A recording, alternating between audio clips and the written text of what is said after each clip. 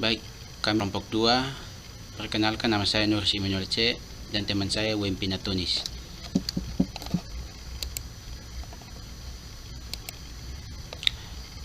Di video kali ini kami akan mempresentasikan hasil kerja kami, yaitu pengertian kewirausahaan dan wirausaha. Apa sih kewirausahaan itu? Kewirausahaan secara umum adalah proses penciptaan sesuatu yang berbeda nilainya dengan menggunakan usaha dan waktu yang diperlukan, memiliki risiko finansial, psikologi, dan sosial yang menyertai serta menerima balas jasa, metode, dan kepuasan pribadi. Istilah kewirausahaan berasal dari kata wirausaha. Kata wirausaha merupakan gabungan dua kata yang menjatu satu, yaitu kata wira dan usaha. Wira artinya pahlawan laki-laki, sifat jantan, perwira. Usaha artinya perbuatan, praksa, ikhtiar, daya upaya atau kegiatan dengan mengerahkan tenaga pikiran atau badan untuk mencapai suatu maksud. Jika wirausaha adalah perjuangan atau pahlawan yang berbuat sesuatu. Wirausaha secara umum adalah orang yang menjalankan usaha atau perusahaan dengan kemungkinan untung atau rugi.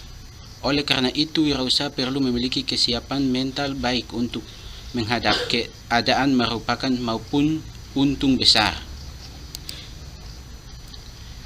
Langkah tepatnya menjadi ciri wirausaha. Seseorang dikatakan wirausaha sudah tentu memenuhi definisi wirausaha itu sendiri. Ada 7 wirausaha. Yang pertama, memiliki keberanian, mempunyai daya kreasi. Yang kedua, berani mengambil risiko. Yang ketiga, memiliki semangat dan kemampuan keras. Yang keempat, memiliki analisis yang tepat. Kelima, tidak konsumtif. Keenam, memiliki jiwa pemimpin. Yang ketujuh, berorientasi pada masa depan. Bila ada seorang wirausaha yang inovatif atau kreatif dan memiliki ciri wirausaha yang lain, maka Anda akan memiliki kemampuan ini. Ada beberapa kemampuan. Yang pertama, berusaha dan bertekad dalam meningkatkan jumlah para wirausaha yang baik. Dengan kata lain, ikut serta dalam mengandalkan manusia calon wirausaha untuk membangun jaringan bisnis yang lebih baik. Yang kedua, ikut serta dalam mewujudkan kemampuan para wirausaha untuk meningkatkan kesejahteraan dan kemakmuran masyarakat dalam negaranya. Yang ketiga, ikut serta dalam menumbangkan dan mengembangkan kesadaran serta orientasi kewirausahaan yang kokoh.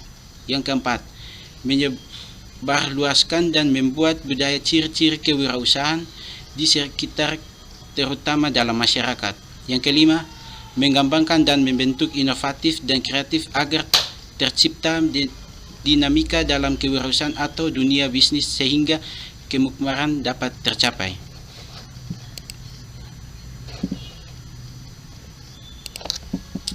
Dan berikut perkembangan kewirausahaan di negara Indonesia. Wirausaha secara historis sudah dikenal sejak diperkenalkan oleh Richard Cantillon pada tahun 1755. Lalu bagaimana di Indonesia? Pada saat ini, negara Indonesia masih dikatakan sebagai negara berkembang.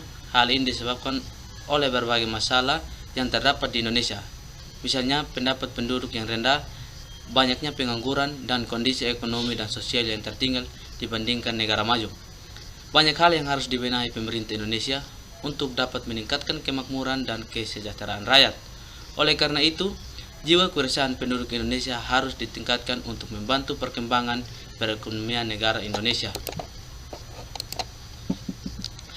Kewirausahaan dikatakan sebagai salah satu faktor yang dapat mendorong peningkatan perekonomian Indonesia karena memiliki beberapa alasan. Di antaranya dapat meningkatkan kreativitas dan kemampuan masyarakat dalam menyalurkan ide dan kreasinya. Masyarakat tidak bergantung pada pemerintah seperti PNS atau pegawai negeri sipil, dan juga dapat menarik investor negara asing untuk menanamkan modalnya di Indonesia apabila kewirausahaan berjalan dengan baik. Memperhatikan memang, mengingat Indonesia memiliki sumber daya alam yang sangat melimpah. Hal ini dikarenakan kurangnya inovasi dan kreativitas penduduk negara Indonesia dalam memanfaatkan sumber daya tersebut. Jika hal-hal tersebut terus dibiarkan, kewirausahaan di Indonesia tidak akan berkembang dan tidak dapat meningkatkan perekonomian Indonesia. Oleh karena itu, dibutuhkan perhatian pemerintah serta kesadaran masyarakat dalam mengembangkan bidang kewirausahaan. Karena dengan berkembangnya kewirausahaan dapat mengembangkan perekonomian negara. Selain itu, banyak faktor pula yang menyebabkan jiwa kewirausahaan di Indonesia rendah, di antara lain yaitu pola pendidikan di Indonesia yang kurang memberikan porsi yang cukup dan pendidikan kewirausahaan. Hanya sekolah yang mempunyai bisnis di bidang ekonomi yang memberikannya, sehingga hal ini menyebabkan orang yang berada di luar bidang pendidikan ekonomi kurang bahkan tidak mengetahui sama sekali. Pola pikir dan budaya masyarakat yang mayoritas cenderung ingin menjadi pegawai atau karyawan.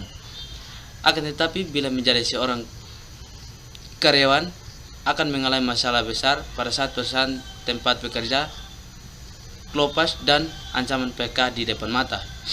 Sedangkan dengan menjadi pegawai negeri akan terbatas dari masalah di atas. Sebab selama negara ini masih berdiri, pegawai negeri akan selalu dipakai.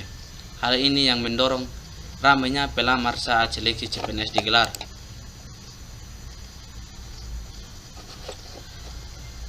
Mental yang rendah dalam memulai dan menanggung risiko usaha, mulai dari alasan tidak memiliki modal sampai alasan tidak memiliki bakat dan jiwa seorang wirausahaan. Mental jenis inilah yang memblok keinginan untuk berusaha. Faktor birokrasi yang rumit dalam mengurus segala surat-surat penting, perjanjian, dan pajak sehingga menjadikan keengganan dalam memulai sebuah usaha mandiri. Seorang pengusaha harus bolak-balik ke sana kemari. Berikut teori kewirausahaan. Seiring berjalannya waktu, kewirausahaan semakin berkembang, maka lahirnya berbagai macam teori tentang kewirausahaan. Akan coba saya uraikan berbagai teori kewirausahaan, diantaranya sebagai berikut, yaitu neoklasik. Teori ini memandang perusahaan sebagai sebuah istilah teknologis di mana manajemen atau individu hanya mengetahui biaya dan penerimaan perusahaan dan sekedar melakukan kalkulasi matematis untuk menentukan nilai optimal dan variabel keputusan.